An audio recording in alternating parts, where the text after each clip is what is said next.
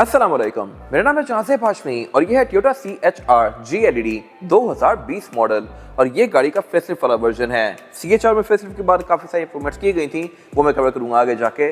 फिलहाल अगर बात की जाए CHR इटसेल्फ की तो आप कह सकते हैं कि ये गाड़ी पुरानी टोयोटा क्रॉस ही है।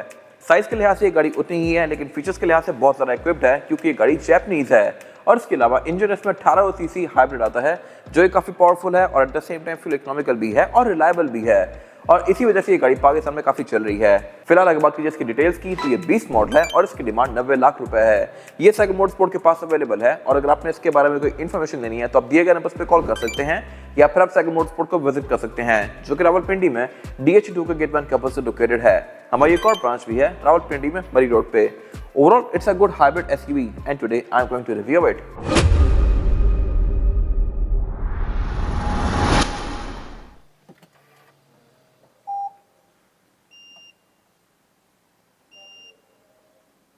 Let's start with the exterior of this car. Looks के लिहाज से मेरे ख्याल से ये गाड़ी फेसलिफ्ट के बाद बहुत इंप्रूव कर दी गई थी। इस तरह से कि इसकी DRL end to end continue करती है और इसके अलावा इसकी हेडलाइट में ये बाइजोन प्रोजेक्शन लैंप पहले की तरह ही आता है, लेकिन इसकी ये वाली जो पार्किंग है ये भी पहले से काफी इंप्रूव कर दी गई है। फिर इसके फॉग लैंप भी अब LED में है और फेसलिफ्ट के बाद वाली गाड़ी की ग्रिल और इसकी बॉडी किट्स भी चेंज की गई थी। ग्रिल्स में पूरी अब ये ब्लैक आउट आती है और इसके अलावा टोयोटा का लोगो इसमें प्रिंटेड है क्योंकि ऑब्वियसली इसमें रडार आता है और इसके अलावा इसकी ब्लू लाइनिंग्स कंटिन्यू करती हैं इसके अंदर, जो कि शो करवाता है कि ये गाड़ी हाइब्रिड है। फिर इसकी ओवरऑल बम्पर की डिजाइन भी पहले से काफी अग्रेसिव कर दी गई है और बॉडी किट्स भी इसके काफी नीचे तक कंटिन्यू कर रही हैं। फिर इसके ऊपर यहाँ पे कुछ और सेंसर्स आते हैं जो कि इसके कुछ फीचर्स को इनेबल करते हैं, जैसे कि ऑटो लेवलिंग हेडलाइट्स को और इसके अलावा ऑटोमेटिक हेडलाइट्स को, जो कि ऑटोमेटिकली डे और नाइट को सेंस करके ऑन और ऑफ होती हैं। लुक्स के लिहाज से मेरे ख्याल से इस कैटेगरी में ये गाड़ी काफी खूबसूरत है और वैसे लोग इस गाड़ी को वेजल से कंपेयर करते हैं, बट मेरे ख्याल से वेजल से ये गाड़ी एनी डे एक बेहतर ऑप्शन है क्योंकि साइज के लिहाज से उससे थोड़ी ज्यादा बड़ी फील होती ही है। रिम भी इसके ज्यादा बड़े हैं और पावर के लिहाज से भी ये बेहतर है क्योंकि वेजल 1500 होती है, ये 1800 है। फिर वेजल होंडा है और ये टोयोटा है। टोयोटा बहुत सारा रिलायबल होती है, तो ये एनी डे एक बेहतर ऑप्शन है। और अगर आप सेम मॉडल ईयर की दो गाड़ियां देखें तो वेजल इससे महंगी होती है। वेजल की वैसे शेप नहीं आ गई थी इसलिए थोड़ी सी ऊपर रहती है, बट ये भी मेरे ख्याल से अपनी जगह पे सही पैसे पूरे करती है। यहाँ पे हाइब्रिड की बैचिंग दी गई है। फेंडर्स की काफ़ी ज़रा बोल्स्टर्ड है। रिम का साइज में बड़ा है, वो मैं कवर करूँगा आगे जाके। साइड मिरर इसमें ऑटो रिट्रैक्टेबल हैं, एडजस्टेबल हैं और इनमें नीचे ये कैमरास भी आते हैं जो कि आपको इसकी साइड्स का व्यू देंगे। ये गाड़ी 360 डिग्री कैमरा सेटअप ऑफर करती है। इसमें आगे भी कैमरा है और बैक पे भी है, साइड्स पे भी हैं। फिर इसमें पार्किंग सेंसर्स भी हैं और इसके अलावा ये साइड मिरर्स हीटेड भी हैं। तो ये सारी चीज़ें मिलकर गाड़ी के एक्सपीरियंस को काफ़ी बेहतर बनाती हैं। और जहाँ तक बात है इसकी एब्सोल्यूट साइड प्रोफाइल की, तो अगर आप इसकी साइड पर गौर करें तो इसकी विंडोज़ का डिज़ाइन काफ़ी हद तक प्लेन के कॉकपिट जैसा रखा गया है। कॉकपिट भी इसी तरह आगे से आके बैक पे पतला होता होता खत्म हो जाता है। This car is no different, but इसका एक ड्रॉबैक है, वो मैं कवर करूँगा अंदर जाके। ये इतनी छोटी विंडो अंदर से थोड़ा सा तंग करती है। खैर बाकी ये गाड़ी हार्ड टॉप ही आती है, इसमें सनरूफ या पैनोरामिक रूफ नहीं आती। अगर होती है मेरे ख्याल से ये गाड़ी बहुत ज़्यादा पॉपुलर होती है पाकिस्तान में क्योंकि ये स्पोर्टेज वगैरह से बहुत पहले से आ रही है। ये गाड़ी 2016-17 में एग्जिस्ट करती थी पाकिस्तान में और तब अगर ये सनरूफ ऑफर करती तो ये बहुत चलती। इस एरा में ना वेजल सनरूफ ऑफर करी थी ना ये गाड़ी। क्रॉस में अब आ गई है, बट इसमें भी मेरे ख्याल से होनी चाहिए थी। खैर बाकी बॉडी किट्स यहाँ पे भी काफ़ी ज़रा बोल्स्टर्ड हैं। ये बॉडी किट्स GLED वाली कार में ही आती हैं और इसमें स्मार्ट एंट्री भी आती है, यानी कि आप इसको डोर से यहीं से ही लॉक अनलॉक कर सकते हैं।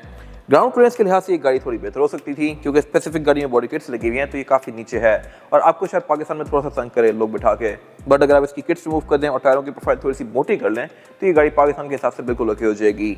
एंट्री और एग्जिट इस गाड़ी में आसान है क्योंकि गाड़ी आपकी हाइट पे ही है। और जहाँ तक बात है इसके रेयर एंड की, तो ये भी फेसलिफ्ट में काफ़ी इंप्रूव कर दिया गया था। टेल लाइट्स इसमें भी पूरी लावा LED लैंप वाली आती है और इंडिकेटर भी इसके LED में दे दिए गए हैं जो कि पहले थोड़े बेसिक से थे। बाकी इसके अलावा ये इसकी black strip end to end continue करती है और बैक पे भी इसकी बॉडी किट्स काफ़ी ज़्यादा बोल्स्टर्ड हैं GLED होने की वजह से। एग्जॉस्ट इसमें छुपा के दिया गया है क्योंकि ऑब्वियसली कोई फैंसी बड़े इंजन वाली गाड़ी तो है नहीं। और पार्किंग सेंसर इसके बैक पे भी आते हैं। इसके फिर ये जो रिफ्लेक्टर्स हैं ये भी काफ़ी बड़े कर दिए गए थे फेसलिफ्ट में। और ओवरऑल लुक्स के लिहाज से मेरे ख्याल से इसकी बैक एंड भी काफ़ी खूबसूरत है। स्पॉइलर में इसके ये कट्स दिए गए हैं, वाइपर्स के बैक पे काफ़ी नीटली इनकॉर्पोरेट किया गया है और ओवरऑल डिज़ाइन है यहाँ पे काफ़ी खूबसूरत है। ट्रंक कैपेसिटी के लिहाज से भी गाड़ी डिसेंट है। यहाँ पर आप 4 से 5 लोगों का लगेज इजीली एडजस्ट कर सकते हैं। और इसमें जो नीचे वाला एरिया है ये खाली ही है, ये स्पेयर टायर ऑफर नहीं करती, बट यहाँ पे इतनी सारी जगह है तो आप लेकर रख सकते हैं ये वाली केसेस निकाल के। कम्युनिटी से यहाँ पे नहीं आता। लेफ्ट राइट पे स्टोरेज कंपार्टमेंट्स दिए गए हैं। रेयर बेंचेस के 60-40 के स्प्लिट के साथ हैं, जिनको फोल्ड करके आप इसकी ट्रंक कैपेसिटी को और भी ज़्यादा स्पेशियस बना सकते हैं। विंडोज में वैसे प्राइवेसी वाली आती हैं, बट स्पेसिफिक कार के केस में इसको और भी ज़्यादा टेंट किया हुआ है। और जहाँ तक बात है इस गाड़ी की इंटीरियर की, तो यहाँ पे गाड़ी सिर्फ एक मेन चीज़ लैक करती है, और वो है इसकी सनरूफ या पैनोरामिक रूफ। ये हार्ड टॉप आती है, अगर इसमें सनरूफ हो रही तो ये बहुत ज़्यादा चलती। खैर बाकी लग्जरी के लिहाज से गाड़ी डिसेंट है, फीचर्स भी यहाँ पे अच्छे दिए गए हैं, और ये क्योंकि टोयोटा है तो हर चीज़ इसमें काफ़ी रिलायबल है। जहाँ तक बात है स्टीयरिंग व्हील की, तो ये पूरा ही लेदर स्टिच्ड है, और इसके अलावा ये हैवी मल्टीमीडिया वाला स्टीयरिंग। फिर ये गाड़ी क्योंकि जैपनीज है तो इसमें रडार भी आता है, और क्रूज कंट्रोल वगैरह भी एडेप्टिव हैं, तो ये मेरे ख्याल से एक अच्छी चीज़ है। फिर इसके अलावा इसके स्टीयरिंग के बटन्स पे, रूफ में, सीट्स में, डिग्गी में, बहुत सारी जगहों पे ये डायमंड शेप का पैटर्न कंटिन्यू किया गया है। CHR में ये थीम आपको हर जगह नजर आएगी। इवन क्लाइमेट कंट्रोल के बटन्स भी सेम ऐसे ही हैं। इसके पीछे क्या रीजन है, I am not sure why, but आपको डायमंड पैटर्न इस गाड़ी में हर जगह देखने को मिलेगा।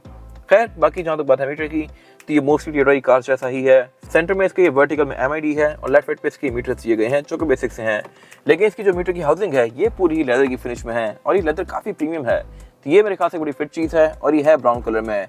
प्री फेसलिफ्ट कार में यहाँ पे थीम थोड़ी सी डिफरेंट थी। बाकी इसके पीछे वाला एरिया सारा चीप प्लास्टिक है, और इस कैटेगरी की गाड़ियों में ऐसे ही प्लास्टिक आते हैं। बाकी इसके अलावा साउंड सिस्टम इस गाड़ी में प्रीमियम है। पैनल जो है ये वाला इसका ये वर्टिकल है, और ये वैसा ही है सेम जैसा कि टोयोटा की नई कार्स में आ रहा है, तो ये अपडेट कर दिया गया था फेसलिफ्ट में, और इसकी फिनिश भी मैट की है। फिर इसके आसपास जो ये जितनी भी फ्रिल्स दी गई हैं ये भी इसकी शैडो ग्रे हैं, और ये भी मैट फिनिश में है। पहले ये ग्लॉसी सी आती थी, तो ये मेरे ख्याल से काफ़ी बेहतर लग रही है as compare to pre facelift वाली कार। बाकी एयर वेंट्स वगैरह इसमें नॉर्मल है। क्लाइमेट कंट्रोल इसका डुअल जोन है। हीटेड सीट्स वगैरह इस स्पेसिफिक गाड़ी में नहीं है, वरना ये गाड़ी ऑफर करती है। और इसके अलावा नीचे फिर ये इसके कप होल्डर्स वगैरह दिए गए हैं, सब बेसिक चीज़ें जो कि नॉर्मली गाड़ियों में होती हैं।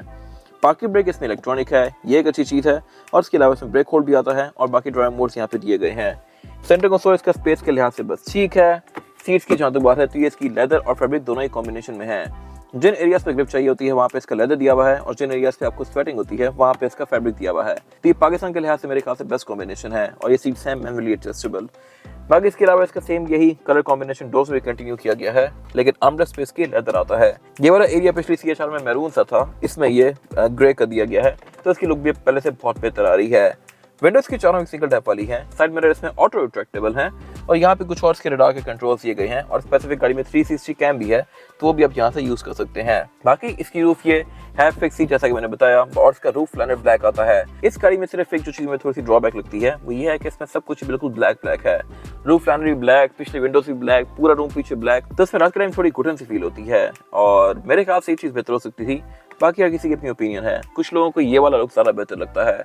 बाकी वही डायमंड पैटर्न छत वाला इसकी लाइट्स में भी कंटिन्यू किया गया है, मैट से भी कंटिन्यू किया गया है, और इसके अलावा जो इसकी एयरबैग्स के कैप्स हैं ये भी डायमंड पैटर्न में हैं। बाकी इसके अलावा एयरबैग इसमें टोटल 8 आते हैं, एक स्टीयरिंग व्हील में, डैशबोर्ड में, 4 पिलर्स में, और 2 सीट्स के साइड पर। और जहाँ तक बात है इसकी रेयर सीट्स की, तो यहाँ पे आपको आइडिया हो रहा होगा कि ये कितनी डल है, डिम है, क्योंकि यहाँ पे सब कुछ ही बिल्कुल ब्लैक सा है। और एक और इसमें चीज़ जो थोड़ी सी अजीब है वो ये है कि इसके डोर का जो ये वाला एरिया है ये बहुत बड़ा है।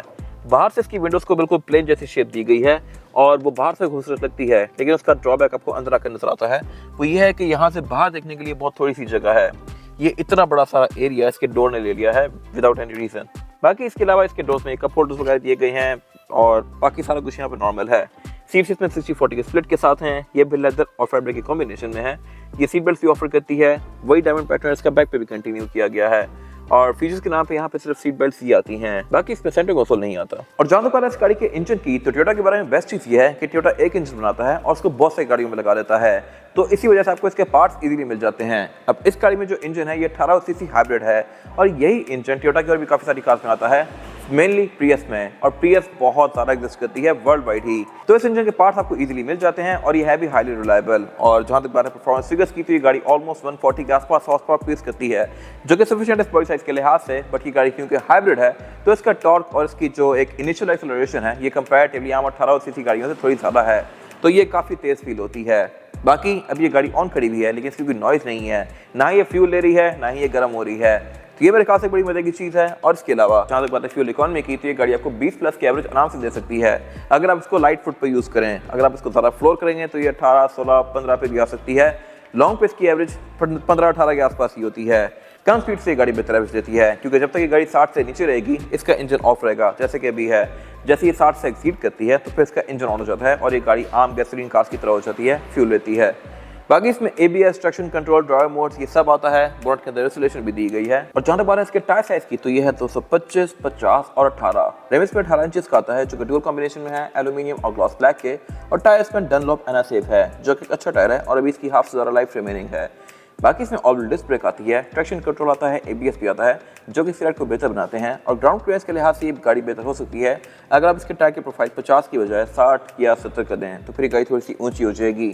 फिलहाल ये काफ़ी करीब है तो ज़्यादा लोग बिठा के गाड़ी नहीं चलेगी पाकिस्तान में। ये था आज का रिव्यू।